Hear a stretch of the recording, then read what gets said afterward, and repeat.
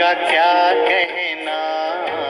ओम शांति 26/3/25 मधुर महावाक्य।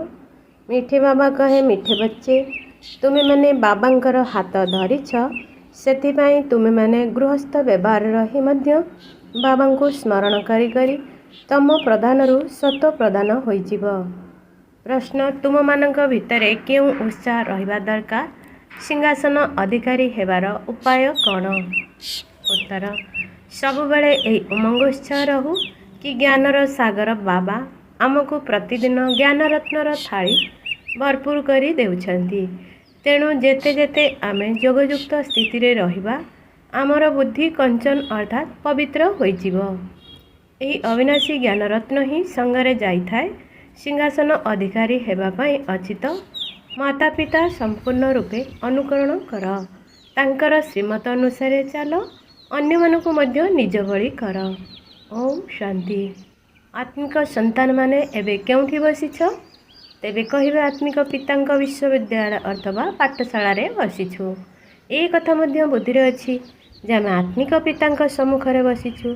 सेही बाबा आम मानंकु सृष्टिर आदि मध्य अंतर रहस्य को बुझाउछंती, अर्थात भारतर उत्थान एवं पतन किपरि हुए ए कथा मध्य कहउछंती। भारत जहा पवित्र थिला ताहा एबे पतित होई जाइछि। भारत मौड़मणि थिला, पुणी किए यहाँ उपर विजय प्राप्त करिला? रावण। राज्यपद को हराइल, तेणु पतन बोली कहुजिब ना। एठारे एबे केही राजा नाहांती, जदि भी थिबे तेबे पतित ही थिबे। एही भारत रे ही सूर्यवंशी महाराजा महाराणी थिले। सूर्यवंशी महाराजा माने एवं चंद्रवंशी राजा माने थिले। एही कथा एबे तुम मानक बुद्धिरे अछि। दुनिया रे एही कथा केही जानि नाहांती। तुमे पिला माने जानिछ आमर आत्मिक पिता आम मानकु पाठ पढ़ाउछंती। एबे आमे आत्मिक पितांकर हाथ धरिछु। जदिओ आमे गृहस्थ व्यवहार रे रहिछु, किंतु बुद्धिरे अछि जे आमे एबे संगम जुगरे आसी उपस्थित होइछु। एबे पतित दुनियारू आमे पवित्र दुनिया को जाउछु। कଳି जुग हेउछि पतित जुग, सत्य जुग हेउछि पवित्र जुग। पतित मनुष्य माने पवित्र मनुष्य मानक आगरे जाई नमस्कार करुछंती। सेमाने मध्य भारतर मनुष्य अटंती, किंतु सेमाने दैवी गुण युक्त अटंती।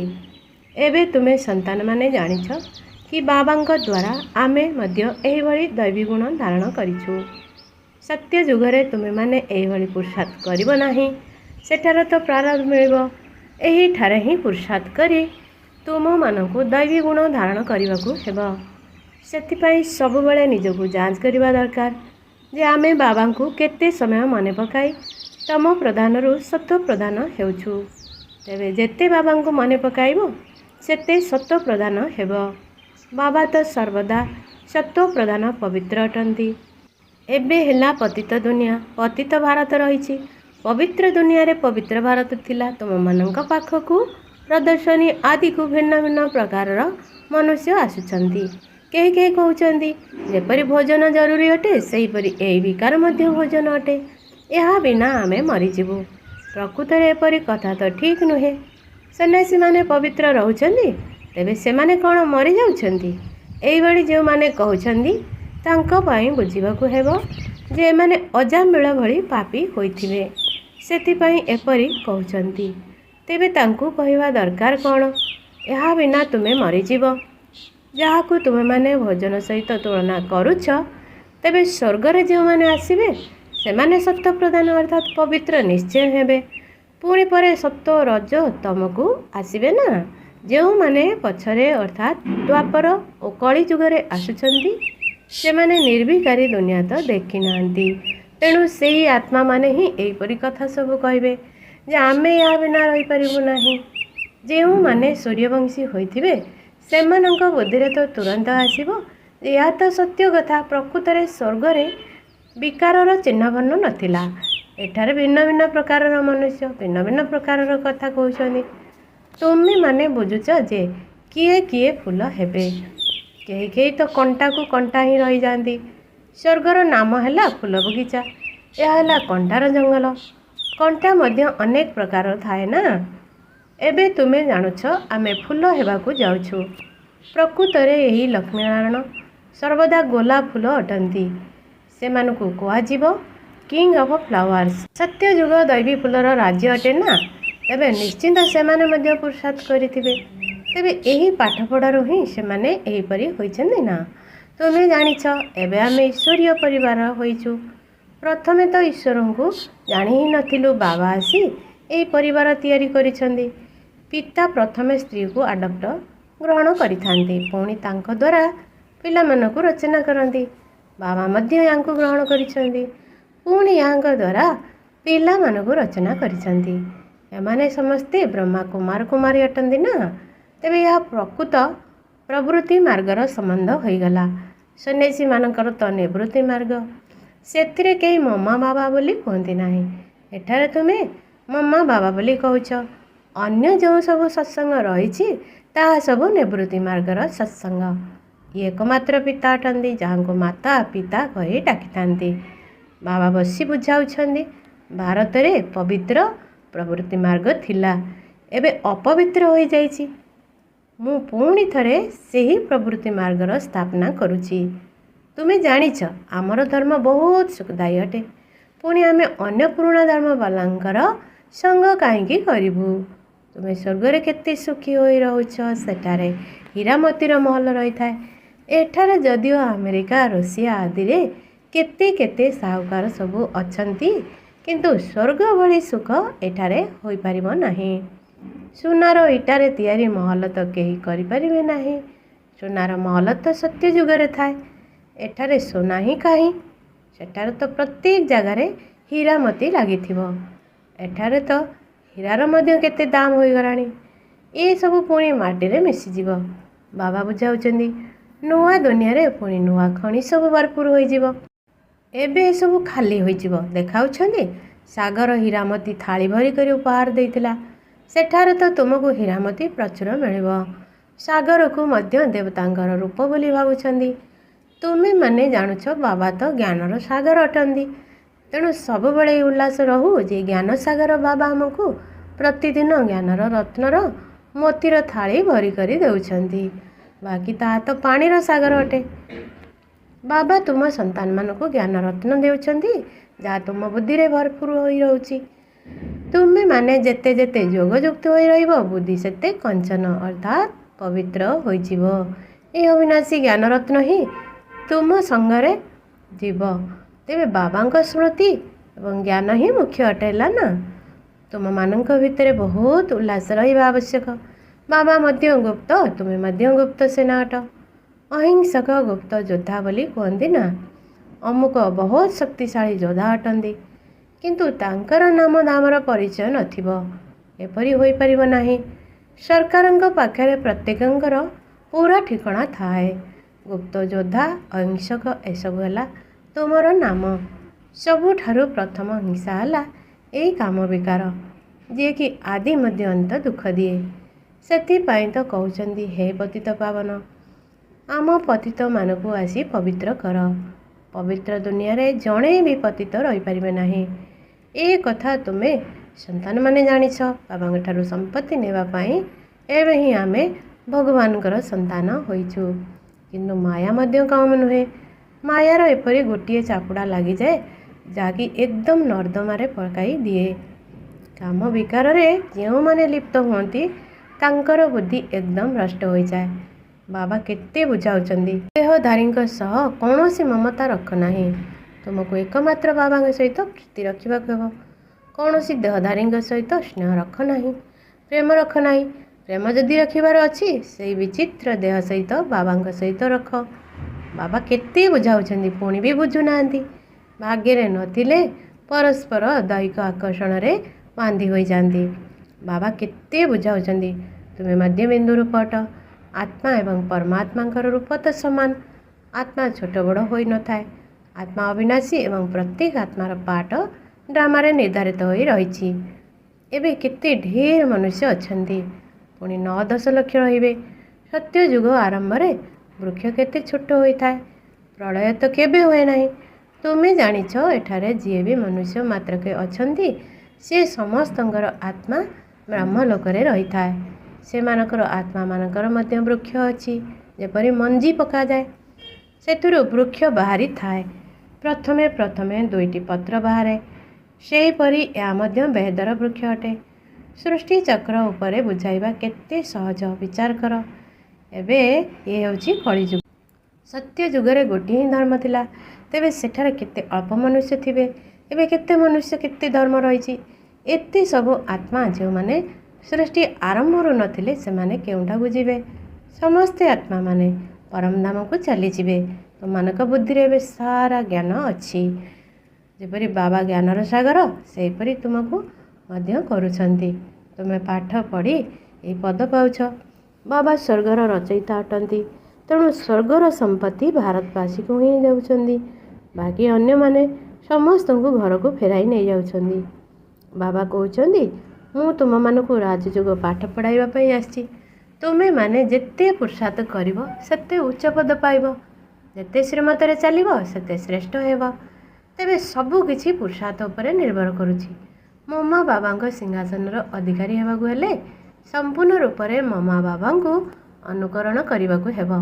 ସିଂହାସନ ଅଧିକାରୀ ହେବା ପାଇଁ ହେଲେ ତାଙ୍କର ଚଳଣି ଅନୁସାରେ ଚାଲିବାକୁ ହେବ। ଅନ୍ୟମାନଙ୍କୁ ମଧ୍ୟ ନିଜ ଭଳି କର। ବାବା ଅନେକ ପ୍ରକାରର ଉପାୟମାନ କରୁଛନ୍ତି। କେବଳ ବ୍ୟାଚ୍ ଦ୍ୱାରା ମଧ୍ୟ ତୁମେ କାହାକୁ ଭଲ ଭାବରେ ବସି ବୁଝାଇ ପାରିବ। ପୁରୁଷୋତ୍ତମ ମାସ ହେଲେ ବାବା କୁହନ୍ତି, ସେଣ୍ଟରମାନଙ୍କୁ ଚିତ୍ର ମାଗଣାରେ ଦେଇଦିଅ। କୁହ ବାବା ଉପହାର ରୂପରେ ଦେଉଛନ୍ତି। ପଇସା ହାତକୁ ଆସିଗଲେ ନିଶ୍ଚିନ୍ତ ବୁଝିଯିବେ ଯେ ବାବାଙ୍କର ମଧ୍ୟ ଖର୍ଚ୍ଚ ହୋଇଥିବ, ତେଣୁ ନିଶ୍ଚିନ୍ତ ଶୀଘ୍ର ପଠାଇଦେବେ। ଘରର ତ ଗୋଟିଏ ନା, ବାବା ସେବାକେନ୍ଦ୍ରମାନଙ୍କୁ କହୁଛନ୍ତି।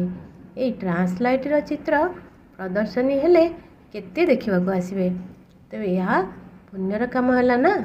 ବାବା ମନୁଷ୍ୟ ଆତ୍ମାକୁ କଣ୍ଟାରୁ ଫୁଲ, ପାପ ଆତ୍ମାରୁ ପୁଣ୍ୟ ଆତ୍ମା କରୁଛନ୍ତି। ଏହାକୁ ବିହଙ୍ଗ ମାର୍ଗର ସେବା କୁହାଯାଏ। ପ୍ରଦର୍ଶନୀରେ ଷ୍ଟଲ୍ ନେଲେ ବହୁତ ବୁଝିବା ପାଇଁ ଆସିଥାନ୍ତି। ଏଥିରେ କମ୍ ଖର୍ଚ୍ଚ ହୋଇଥାଏ। ତୁମେ ଏଠାକୁ ଆସୁଛ ବାବାଙ୍କ ଠାରୁ ସ୍ୱର୍ଗର ରାଜପଦ କିଣିବା ପାଇଁ, ତେବେ ପ୍ରଦର୍ଶନୀକୁ ମଧ୍ୟ ସ୍ୱର୍ଗର ରାଜପଦ କିଣିବା ପାଇଁ ଆସିବେ। ଏହା ହାଟ ଅଟେ ନା। ବାବା କହୁଛନ୍ତି, ଏହି ଜ୍ଞାନ ଦ୍ୱାରା ତୁମକୁ ବହୁତ ସୁଖ ମିଳିବ। ସେଥିପାଇଁ ଭଲ ଭାବରେ ପାଠ ପଢ଼ି ପୁରୁଷାର୍ଥ କରି ପୁରା ପାସ୍ ହେବା ଆବଶ୍ୟକ। ବାବା ହିଁ ବସି ନିଜର ଏହି ରଚନା ଅର୍ଥାତ୍ ସୃଷ୍ଟିର ଆଦି ମଧ୍ୟ ଅନ୍ତର ପରିଚୟ ଦେଉଛନ୍ତି। ଅନ୍ୟ କେହି ଏହି ପରିଚୟ ଦେଇପାରିବେ ନାହିଁ। ଏବେ ବାବାଙ୍କ ଦ୍ୱାରା ତୁମେ ତ୍ରିକାଳଦର୍ଶୀ ହେଉଛ। ବାବା କହୁଛନ୍ତି, ମୁଁ ଯିଏ ଯେପରି ଅଟେ ମୋତେ ଯଥାର୍ଥ ଭାବରେ କେହି ଜାଣିନାହାନ୍ତି। ତୁମମାନଙ୍କ ଭିତରେ ମଧ୍ୟ କ୍ରମାନୁସାରେ ଅଛନ୍ତି। ଯଦି ଯଥାର୍ଥ ଭାବରେ ଜାଣିଥାନ୍ତେ ତେବେ କେବେ କେବେ ବାବାଙ୍କୁ ଛାଡ଼ି ନଥାନ୍ତେ। ଏହା ପାଠପଢ଼ା ଅଟେ। ଭଗବାନ ବସି ପାଠ ପଢ଼ାଉଛନ୍ତି। କହୁଛନ୍ତି, ମୁଁ ତୁମର ଆଜ୍ଞାକାରୀ ସେବାଧାରୀ ଅଟେ। ପିତା ଏବଂ ଶିକ୍ଷକ ଦୁହେଁ ଆଜ୍ଞାକାରୀ ସେବାଧାରୀ ହୋଇଥାନ୍ତି। ଡ୍ରାମାରେ ମୋର ପାର୍ଟ ହିଁ ଏହିପରି ଅଛି ଯେ ପୁଣି ସମସ୍ତଙ୍କୁ ସାଥିରେ ନେଇଯିବି। ତେଣୁ ଶ୍ରୀମତରେ ଚାଲି ସମ୍ମାନର ସହିତ ପାସ୍ କରିବା ଦରକାର। ଏହି ପାଠପଢ଼ା ତ ବହୁତ ସହଜ। ସବୁଠାରୁ ବୁଢ଼ା ତ ଏହି ଶିକ୍ଷାଦାତା ଶିକ୍ଷକ ଅଟନ୍ତି। ଶିବ ବାବା କହୁଛନ୍ତି, ମୁଁ ବୁଢ଼ା ନୁହେଁ। ଆତ୍ମା କେବେ ବୁଢ଼ୀ ହୁଏ ନାହିଁ, ବାକି ପଥର ବୁଦ୍ଧି ହୋଇଯାଇଥାଏ। ମୋର ତ ପାରସ ବୁଦ୍ଧି ସବୁବେଳେ ହିଁ ଥାଏ। ସେଥିପାଇଁ ତ ତୁମକୁ ପାରସ ବୁଦ୍ଧି ଅର୍ଥାତ୍ ପବିତ୍ର ବୁଦ୍ଧି କରିବା ପାଇଁ ଆସିଛି। ମୁଁ ଏହିଭଳି କଳ୍ପ କଳ୍ପ ଆସେ, ଅଗଣିତ ଥର ତୁମକୁ ପାଠ ପଢ଼ାଉଛି, ତଥାପି ବି ତୁମେ ଭୁଲି ଯାଉଛ। ସତ୍ୟ ଯୁଗରେ ଏହି ଜ୍ଞାନର ଆବଶ୍ୟକତା ହିଁ ନଥାଏ। କେତେ ଭଲ ଭାବରେ ବାବା ବୁଝାଉଛନ୍ତି। ଏହିଭଳି ବାବାଙ୍କୁ ପୁଣି ଛାଡ଼ପତ୍ର ଦେଇ ଦେଉଛନ୍ତି। ତେଣୁ କୁହାଯାଏ, ମା ମୂର୍ଖ ଦେଖିବାର ଅଛି ତ ଏଠାକୁ ଆସି ଦେଖ।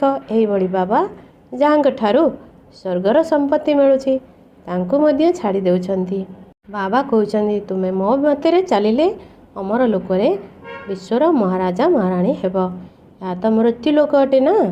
ପିଲାମାନେ ଜାଣିଛନ୍ତି ଆମେ ହିଁ ପୂଜ୍ୟ ଦେବୀ ଦେବତା ଥିଲୁ। ଆମେ କ'ଣ ହୋଇଯାଇଛୁ? ପତିତ ଭିକାରୀ। ଏବେ ପୁଣି ଆମେ ହିଁ ରାଜକୁମାର ହେବାକୁ ଯାଉଛୁ। ତେବେ ସମସ୍ତଙ୍କର ଏକାଭଳି ପୁରୁଷାର୍ଥ ହୋଇପାରିବ ନାହିଁ। କେହି କେହି ଭାଙ୍ଗି ପଡ଼ୁଛନ୍ତି, କେହି ଟ୍ରେଟର ଅବିଶ୍ୱାସଘାତ ହୋଇଯାଉଛନ୍ତି। ଏହିଭଳି ଟ୍ରେଟର ବି ବହୁତ ଅଛନ୍ତି ଯାହାଙ୍କ ସଙ୍ଗେ କଥା ମଧ୍ୟ ହେବାର ଉଚିତ ନୁହେଁ। ଯଦି ଜ୍ଞାନର କଥା ବ୍ୟତୀତ ଅନ୍ୟ କୌଣସି କଥା ପଚାରିବେ ତେବେ ବୁଝିନିଅ ସେ ସବୁ ଶୈତାନୀ କଥା। କୁସଙ୍ଗ ବୁଡ଼ାଇ ରଖେ, ଦୁର୍ଗତି କରେ। ସୁସଙ୍ଗ ଉଦ୍ଧାର କରେ। ଯେଉଁମାନେ ଜ୍ଞାନରେ ପ୍ରବୀଣ ବାବାଙ୍କ ହୃଦୟରେ ବସିଛନ୍ତି ସେହିମାନଙ୍କର ସଙ୍ଗ କର। ସିଏ ତୁମକୁ ଜ୍ଞାନର ମିଠା ମିଠା କଥା ଶୁଣାଇବେ। ଆଚ୍ଛା, ମିଠା ମିଠା ଶିଖିଲ ଦେ ସେବାଦାରୀ ବିଶ୍ୱାସୀ ଆଜ୍ଞାକାରୀ ସନ୍ତାନମାନଙ୍କ ପ୍ରତି ମାତା ପିତା ବାପଦାଦାଙ୍କର ମଧୁର ସ୍ନେହ ସମ୍ପନ୍ନ ଶୁଭେଚ୍ଛା ଏବଂ ସୁପ୍ରଭାତ। ଆତ୍ମିକ ପିତାଙ୍କର ଆତ୍ମିକ ସନ୍ତାନମାନଙ୍କୁ ନମସ୍ତେ। ଆତ୍ମିକ ସନ୍ତାନମାନଙ୍କର ଆତ୍ମିକ ମାତା ପିତାଙ୍କୁ ନମସ୍ତେ। ଧାରଣା ପାଇଁ ମୁଖ୍ୟ ସାର। 1. ଯିଏ ଦେହ ସହିତ ବିଚିତ୍ର ଅଟନ୍ତି ସେହି ପିତାଙ୍କ ସହିତ ହିଁ ସ୍ନେହ ରଖିବାକୁ ହେବ। କୌଣସି ଦେହଧାରୀଙ୍କ ନାମ ରୂପରେ ବୁଦ୍ଧିକୁ ଲଗାଇବାର ନାହିଁ। ମାୟା ଚାପୁଡ଼ା ନ ଲାଗୁ ଏଥିପ୍ରତି ଧ୍ୟାନ ଦେବାକୁ ହେବ। ନମ୍ବର 2. ଯିଏ ଜ୍ଞାନର କଥା ବ୍ୟତୀତ ଅନ୍ୟ କିଛି ବି ଶୁଣାଉଛନ୍ତି ତାଙ୍କର ସଙ୍ଗ କରିବାର ନାହିଁ। ଫୁଲ ପାସ୍ ହେବାର ପୁରୁଷାର୍ଥ କରିବାକୁ ହେବ। ତା ସହିତ କଣ୍ଟାକୁ ଫୁଲ କରିବାର ସେବା କରିବାକୁ ହେବ। ବରଦାନ ଏକମାତ୍ର ବାବା, ଦ୍ୱିତୀୟ କେହି ନୁହେଁ। ଏହି ସ୍ମୃତି ଆଧାରରେ ବନ୍ଧନମୁକ୍ତ ଯୋଗଯୁକ୍ତ ହୁଅ। ଏବେ ଘରକୁ ଯିବାର ସମୟ, ସେଥିପାଇଁ ବନ୍ଧନମୁକ୍ତ ଏବଂ ଯୋଗଯୁକ୍ତ ହୁଅ। ବନ୍ଧନମୁକ୍ତ ଅର୍ଥାତ୍ ଢିଲା ପୋଷାକ, ଟାଇଟ୍ ନୁହେଁ। ଆଦେଶ ମିଳିବା ମାତ୍ରକେ ଗୋଟିଏ ସେକେଣ୍ଡ ଭିତରେ ବୁଦ୍ଧି ବାବାଙ୍କ ପାଖକୁ ଚାଲି ଯାଉଥିବ। ଏହିଭଳି ବନ୍ଧନମୁକ୍ତ ଏବଂ ଯୋଗଯୁକ୍ତ ହେବାର ବରଦାନ ପ୍ରାପ୍ତ କରିବା ପାଇଁ ସର୍ବଦା ଏହି ପ୍ରତିଜ୍ଞା ସ୍ମୃତିରେ ରହୁ ଯେ ଏକମାତ୍ର ବାବା, ଦ୍ୱିତୀୟ କେହି ନୁହେଁ। କାହିଁକି ନା ଘରକୁ ଯିବା ପାଇଁ ତ ସତ୍ୟଯୁଗୀ ରାଜ୍ୟକୁ ଆସିବା ପାଇଁ ଏହି ପୁରୁଣା ଶରୀରକୁ ଛାଡ଼ିବା ପାଇଁ ପଡ଼ିବ।